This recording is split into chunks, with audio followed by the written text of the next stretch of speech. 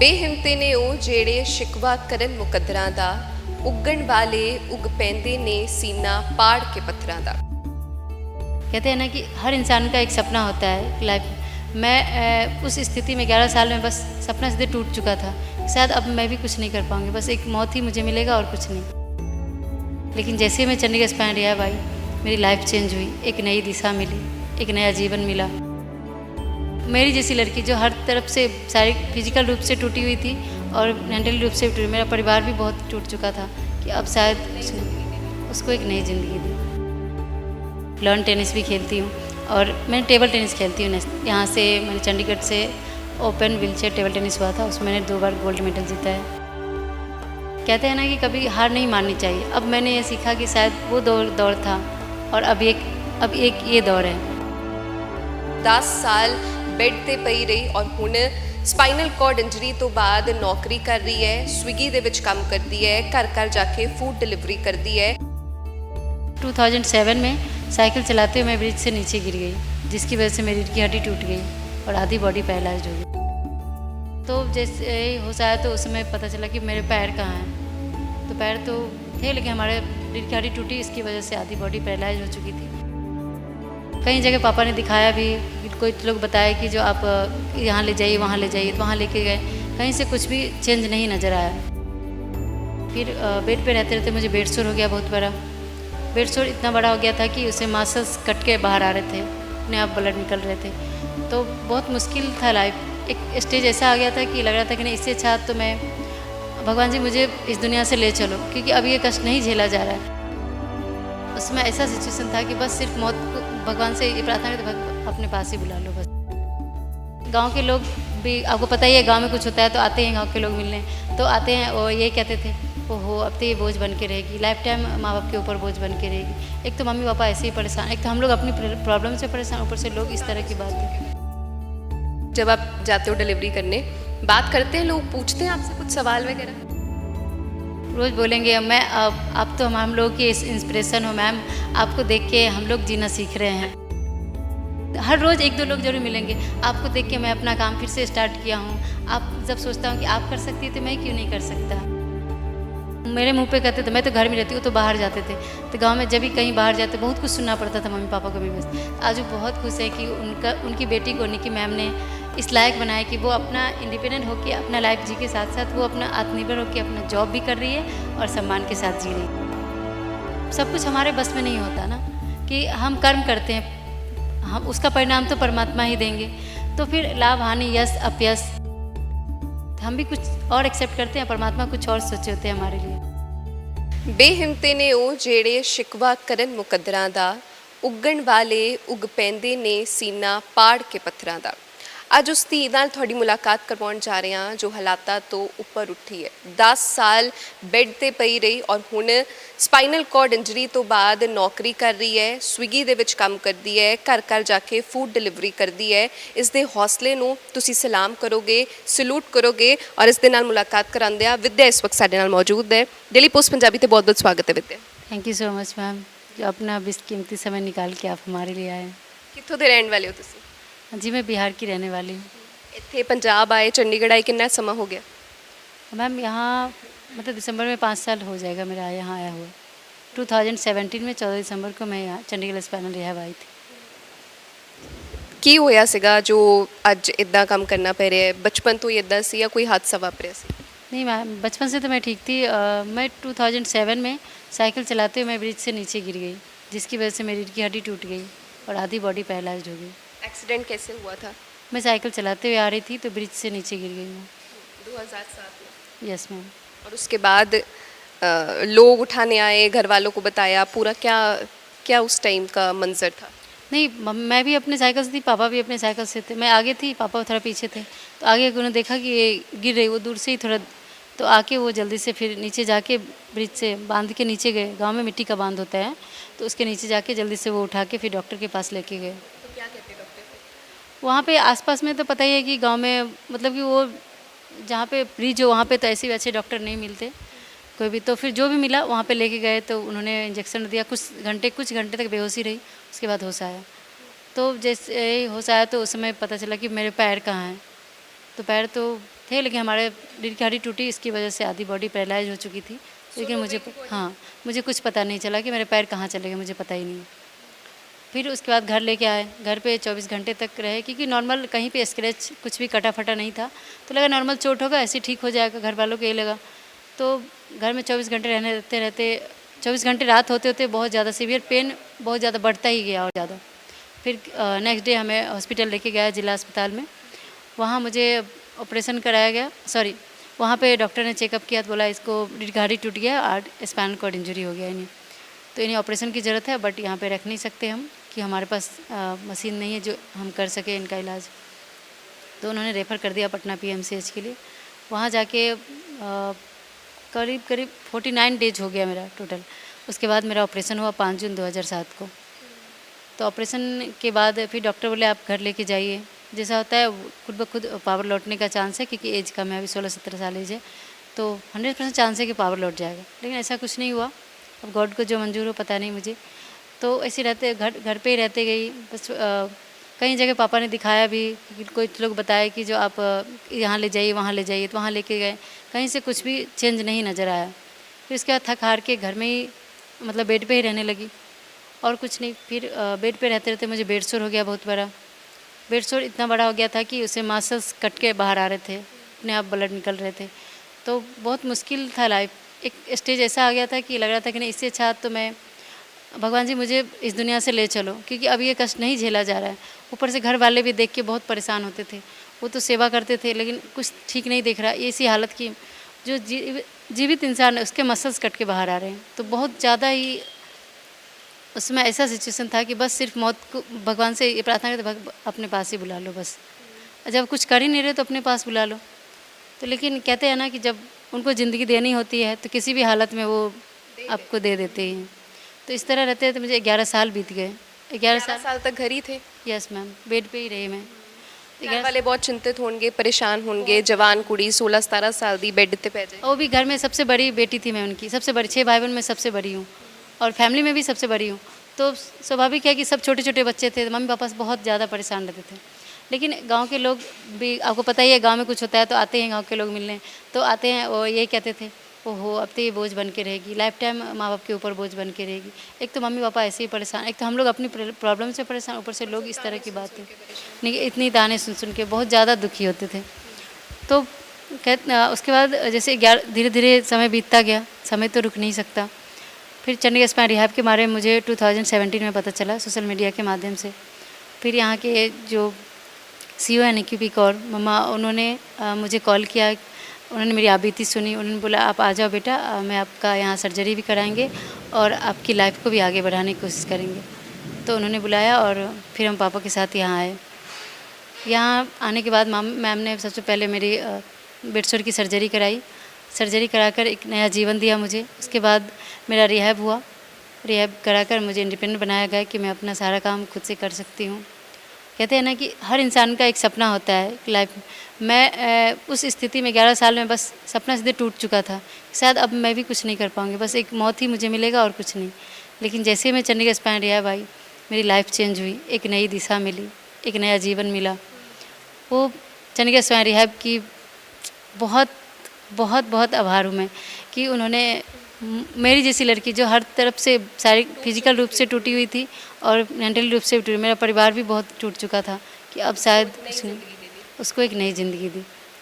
और उसके बाद मुझे स्पोर्ट्स में ज्वाइन कराया इन्होंने। स्पोर्ट्स में मैंने बास्केटबॉल, टेबल टेनिस और लॉन टेनिस और स्कूबा डाइविंग करी और स्विमिंग करी। फिर मैंने ये स्कूबा डाइविंग के बाद मैंने फैशन शो भी किया और लॉन टेनिस भी खेलती हूँ और मैं टेबल टेनिस खेलती हूँ। यहाँ से मैंने चंडीगढ़ से ओपन व्हीलचेयर टेबल टेनिस हुआ था, उसमें मैंने 2 बार गोल्ड मेडल जीता है। क्या बात है। तो कहते हैं ना कि कभी हार नहीं माननी चाहिए। अब मैंने ये सीखा कि शायद वो दौर था और अब एक ये दौर है, तो शायद था, उम्मीद थी तो शायद यहाँ पे पहुँच गए। हाँ, बस वो भगवान जी पे ही भरोसा था और कुछ उम्मीद तो सारा टूट ही चुका था कि शायद अब हमें भी सिर्फ मौत का इंतजार ऐसा लग रहा था। लेकिन ऊपर वाले की कृपा है कि उन्होंने यहाँ तक मुझे चंडीगढ़ स्पाइन रिहैब से मिलाया। और चंडीगढ़ स्पाइन रिहैब के बारे में कितना भी कहें तो वो कम है। अच्छा, स्विगी में जॉब करते हुए कितना टाइम हो गया? अभी तो 15 डेज हुए मैम। अच्छा, कैसे मैनेज करते हो ट्रैफिक में आना जाना, कस्टमर्स कैसे डील करते हैं, कस्टमर्स क्या कहते हैं? वो सब सपोर्ट करते हैं, जो कि जैसे कि यहाँ रिहैब में ही मैम ने हमें बताया कि स्विगी में एक डिलीवरी का जॉब है, करना चाहोगी बेटा? जो यहाँ की फाउंडर है निकी पी कौर मैम, और यहाँ मम्मा भी बुलाते हैं, क्योंकि वो माँ की तरह ही सबको प्यार करते हैं। जितने यहाँ पे जो भी पेशेंट आते हैं उनको हज़ारों ज़िंदगियाँ इन्होंने बदली है यहाँ से, जो भी रोते हुए आते। मैं पहले इसके बारे में बताना चाहती हूँ, क्योंकि हमारा रिहैब सेंटर एक फैमिली की तरह है। यहाँ मतलब कि आपको हमें फील नहीं होता कि हम फैमिली में नहीं हैं, फैमिली से भी बढ़कर कह सकते हैं, क्योंकि सपोर्ट और प्यार के साथ हमें मेंटली फिजिकली रूप से तो एक्टिव बनाते ही है, ऊपर से मेंटली रूप से भी एक्टिव बनाते हैं। फिजिकली हाँ, जितना हम हैं उतना ही में हमें एक्टिव बनाते हैं कि हम अपना काम कैसे, अपनी बॉडी को कैसे मेंटेन करना है, और साथ साथ मेंटली रूप से हमें हिम्मत देते हैं कि हम अपनी लाइफ को अच्छे से जी सकें। तो चंडीगढ़ स्माइल रिहैब के वहाँ मैंने ये सब सीखने के बाद मुझे ये स्विगी के बारे में बताया मैम ने कि वो एक आईआईटी मद्रास कंपनी है जो कि न्यू बोल्ट बनाती है, तो उन्होंने ये चेयर प्रोवाइड कर रही हैं हमारे चंडीगढ़ स्माइल रिहैब को, अगर कोई जॉब करना चाहता है तो मैम मम्मा ने मुझे बताया, तो मैंने बोला ठीक है मैं करके देखती हूँ। कि मैं कब से मन था कि मैं भी जॉब करूँ, मैं भी आत्मनिर्भर बन के जीऊँ अपनी लाइफ को। अच्छा, लोग देखते हैं तो क्या कहते हैं? कोई रुका आपसे जब आप जाते हो डिलीवरी करने, बात करते हैं लोग, पूछते हैं आपसे कुछ सवाल वगैरह? हाँ जी मैम, वो तो एवरीडे 5 से 6 लोग मिलते हैं, रोज़ बोलेंगे मैं अब आप तो हम लोग की इंस्पिरेशन हो मैम, आपको देख के हम लोग जीना सीख रहे हैं। अच्छा महसूस होता है और अपने आप पे प्राउड फील होता है? यस मैम, कि मुझे इसमें उसमें यही फील होता है जैसे कि हर लोग कल 2-3 हर रोज़ 1-2 लोग जरूर मिलेंगे, आपको देख के मैं अपना काम फिर से स्टार्ट किया हूँ। आप जब सोचता हूँ कि आप कर सकती है तो मैं क्यों नहीं कर सकता?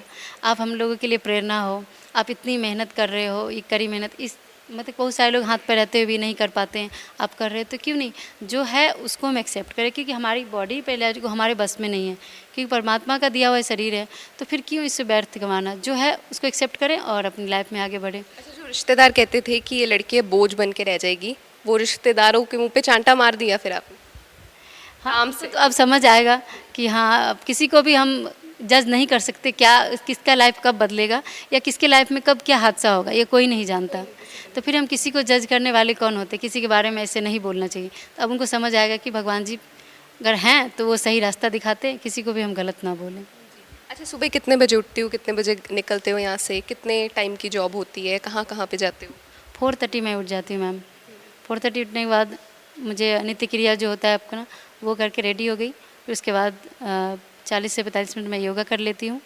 हाँ, मैंने बताया नहीं, अब मैं योगा भी करती हूँ, मैंने एरियल योगा भी किया है। तो उसके बाद योगा करने के बाद मैं ब्रेकफास्ट किया, उसके बाद रेडी रहती कि अपना यूनिफॉर्म वगैरह पहन के यस फिर ready हो रेडी रहती, लॉगिन किया, जैसे ही ऑर्डर आता है मैं निकल जाती हूँ फिर। और फिर बीच में एक बार लंच के लिए आती हूँ सेंटर, लंच करके फिर दोबारा से जाती हूँ। फिर उसके बाद डिलीवरी में कितना टाइम लग जाता है? दोबारा मैं वहाँ से फिर शाम को जब आती हूँ रिटर्न आके थोड़ा फ्रेश हो गई, 1 घंटे रेस्ट किया। 5 बजे आने के बाद रेस्ट के बाद फिर 8 बजे से लेके 10 बजे तक रात में टेबल टेनिस की प्रैक्टिस करती हूँ, क्योंकि हमारा नेशनल आने वाला है नेक्स्ट मंथ, तो उसके लिए मैं प्रैक्टिस भी करती हूँ। तो मैं ये कहना चाहूँगी मैम कि जो हम लोग हमारे पास तो मैच मैं अच्छे से नेशनल के साथ साथ मैं इंटरनेशनल और पैरालम्पिक्स तक जाना चाहती हूँ, बट हमारे पास जो है मैं अपने सेंटर में खुद से प्रैक्टिस करना या फिर कोई हेल्प कर दिए, लेकिन हमारे पास एक अच्छी कोचिंग और एक अच्छी कोचिंग नहीं है कि जहाँ कि मैं अच्छे से खेल सकूँ। आपको पता है नेशनल इंटरनेशनल खेलने के लिए एक अच्छी कोचिंग और कोच की ज़रूरत होती है। जो मैं स्पोर्ट्स कम्प्लेक्स भी गई, वहाँ पे सेक्टर 50 में, तो वो बोलते हैं कि नहीं हम नहीं प्रोवाइड कर सकते, आपको खेलने का नहीं बता सकते, क्योंकि हमारे पास 100 बच्चे, हम उनको टाइम देंगे, मेरे पास टाइम नहीं है। और आपको आना है तो शाम को 7:30 के बाद आइए, शाम के 7 बजे के बाद, और हमारे पास कोई है नहीं, अपना पार्टनर ढूंढ के आइए। फिर हम लोग कैसे करेंगे ऐसे में? ये एक बहुत बड़ा सवाल। 23 में स्पोर्ट्स कम्प्लेक्स से वहाँ जाती तो वो बोलते हैं मैट्रिक्स ख़राब जाएगा, आपके व्हीलचेयर चलेंगे यहाँ पे, तो फिर वो भी परमिशन नहीं दे रहे।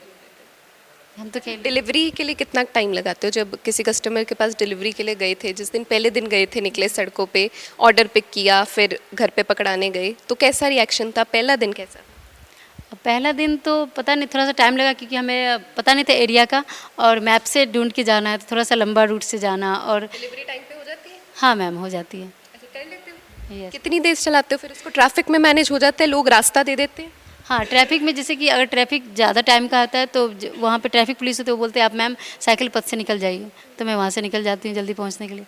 अगर जब देखती हूँ ज़्यादा रश है तो फिर वेट करके वहीं पे, क्योंकि हमें अपने बॉडी का भी केयर करना है, तो ट्रैफ़िक मेरे लिए एक अच्छा भी है कि जहाँ रुकी 2 मिनट के लिए 1 मिनट के लिए हम पुशअप्स ले लें अपने अप लोअर बॉडी को, जो अगर लगातार बैठे रहेंगे तो बेड सोर हो सकता है, तो वो हमारे लिए अच्छा है। अच्छा, कस्टमर्स का क्या रिएक्शन होता है जब डिलीवर करने जाते हो? कस्टमर कहते हैं वाह मैम आप एक संडे के दिन का बताती है, संडे के दिन अरे आज तो हम लोग सोते छुट्टी का दिन है, सो रहे थे, आप इस संडे के दिन में भी आप काम करते हो, आपको देख के मुझे भी हौसला मिला, मैं भी अब एवरीडे वर्क करूँगा। तो बहुत अच्छा फील होता है कि शायद हमसे प्रेरणा लेके वो लोग भी कुछ करेंगे अपनी लाइफ में, कहीं सारे की लाइफ चेंज होगी, तो ये सबसे बड़ी खुशी होगी मेरे लिए। अच्छा, घर वाले देखते हैं, अब इंटरव्यूज़ चल रही हैं, घर वाले देखते हैं, घर वाले क्या कहते हैं?